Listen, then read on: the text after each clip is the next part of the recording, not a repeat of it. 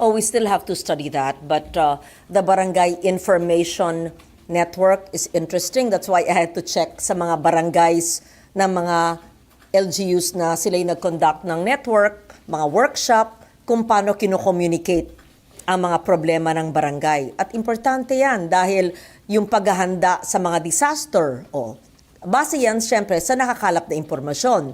Yung pangangailangan sa healthcare, yung mga let's say sa bundok na walang patubig or mga sitio electrification program. Ang dami pang unelectrified na mga barangay at mga sitio. Yung mga barangay health workers ni walang oximeter, ni walang blood pressure machine.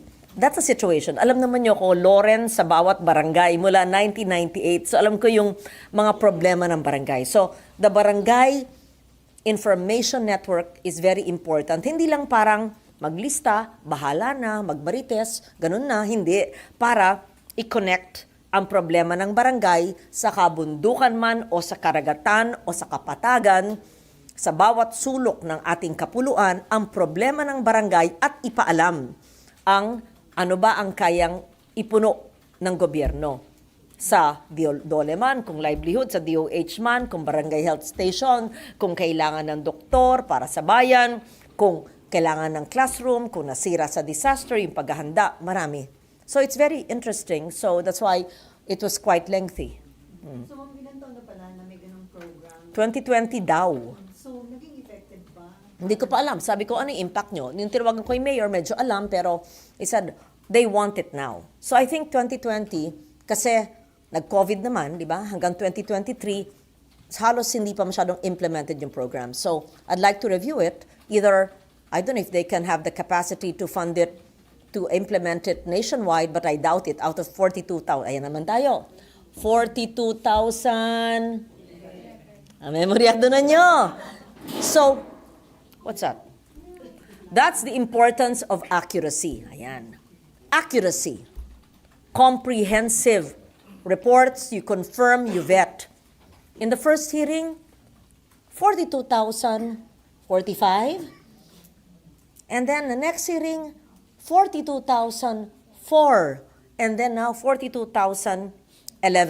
Because how can you serve all if there are missing barangays? Anyway, so that was already resolved. So accuracy, whether you are a reporter or a journalist or a senator or working in the executive department, accuracy, comprehensive knowledge, vetting and confirming, and going out of your way to convey the information and turn the information into action to serve our people.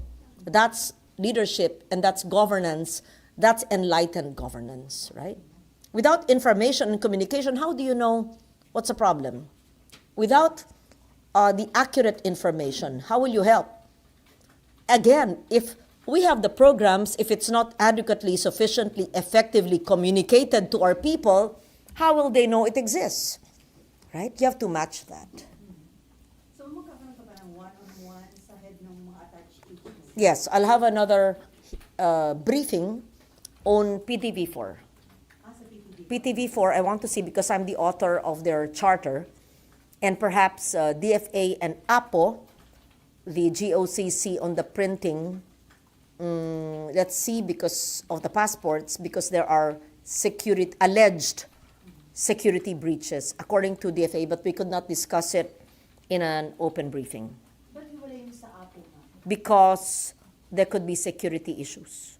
Because during the DFA briefing of finance, they mentioned about some possible anticipated security breaches in the passports that are printed by Apple. But that's all I can say because we still have to conduct maybe an executive session or a briefing, but not in an open hearing or briefing this way. APO with DFA? With DFA, yes.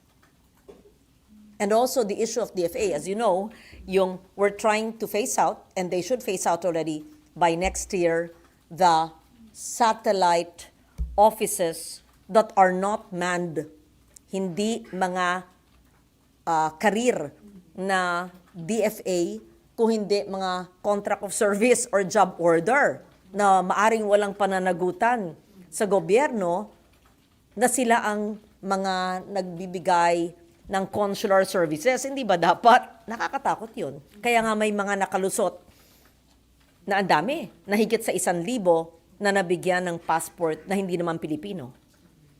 Ma'am, yung lang sa PCO, sa ngayon po ba effective yung PCO as communicator ng government projects and para tumulong din sa pag-combat ng fake news?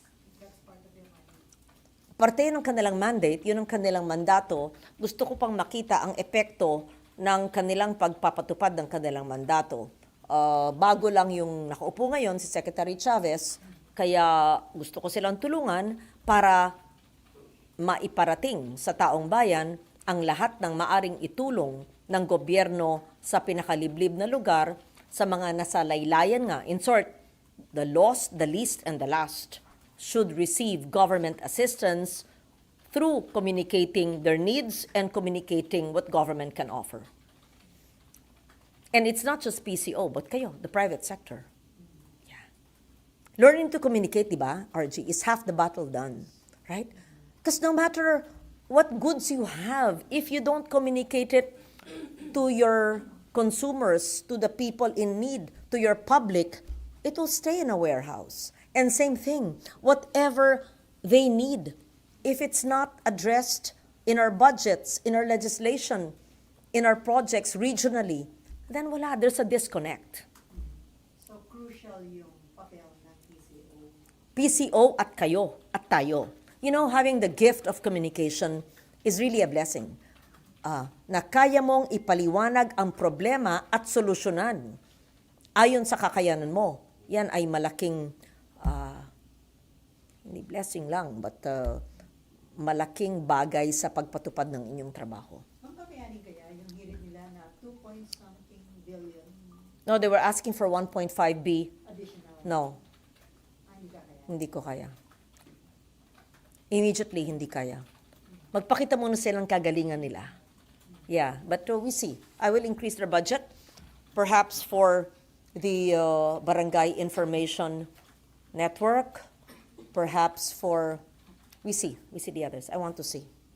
And then ma'am, yung sa APO, Yes. ma'am, about the budget of the Department of Foreign Affairs, sabi ng Consular Affairs, ma'am, di ba, 28 million passport holders yung issue ng passport may have been compromised yung pinarint ma'am ng APO. So, dun yung hinga ng explanation. That's why I need to meet with them because that's very different from the role of the PCO. They just happen